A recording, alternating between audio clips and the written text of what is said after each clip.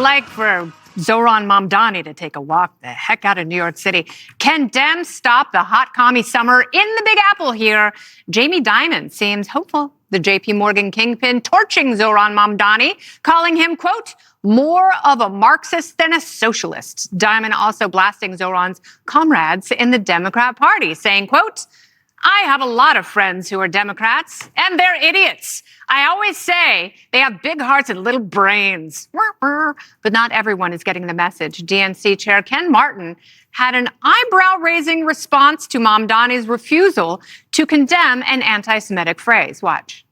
There's no candidate in this party that I agree 100% of the time with, to be honest with you. There's things that I don't agree with Mamdani that he said. You win by bringing people into your coalition. And at the end of the day, for me, that's the type of party we're going to lead. We are a big tent party. He looks like the HR guy at the State Department.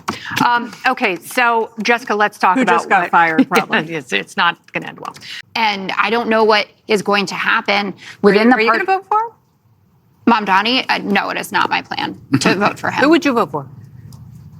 It is bleak out there right now. I think it's a big mistake that a kind of normie Democrat like a Dan Goldman, didn't get into this race. I think it would have been a huge victory if you had someone that felt more mainstream and didn't have as much baggage. Well, I think Ken Martin's he's gonna need something to do pretty soon, so maybe he can get into the race. So, Charlie, let's talk about this because, sure, New York is an expensive city. Does that mean that everyone who is moved by Zohran Mamdani's TikTok videos deserves to live here on the cheap? Well, I do. I do think that he deserves credit for actually addressing a lot of the issues that politicians on both sides of the aisle have ignored for a long time. And I think that conservatives have a better story to tell about that and can do a better job of doing it. And they've kind of failed. And of course, that's why Donald Trump came in and took over the Republican Party. Yeah. Do you think Jamie Dimon would be talking this stuff if Kamala Harris were president? I don't really take political advice from Jamie Dimon, so I don't know. It's a tough choice. Well, there aren't a lot of Jewish voters in New York, so I don't think he has to worry about that. Correct. Yes, exactly. Greg, where do we go from here as New Yorkers? Where do we go You from and I here? both live in Gotham, Greg. That is true. Terrifying. That is true. Should I and we just don't pack live up the together, U-Haul? though. We Well, thought not about anymore. it. All right. Grinnell goes, Gutfeld, then why don't you just run? And it clicked. It's like, I'm not running. It's like this guy is taking the slings and the arrows. So Jamie, you should run.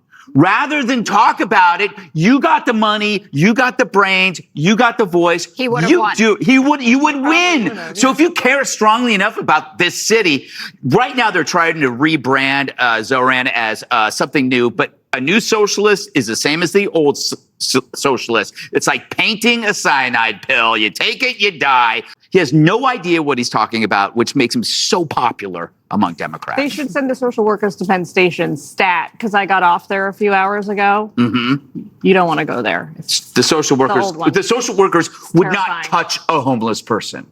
They would not touch them. Oh, and domestic violence calls are some of the most dangerous that police respond to. But don't go with a gun, please. Send somebody with a pamphlet. That'll work. Coming up, 1 year since President Trump came millimeters from death, and all the Secret Service did was suspend agents. A lot of unanswered questions we'll get to next.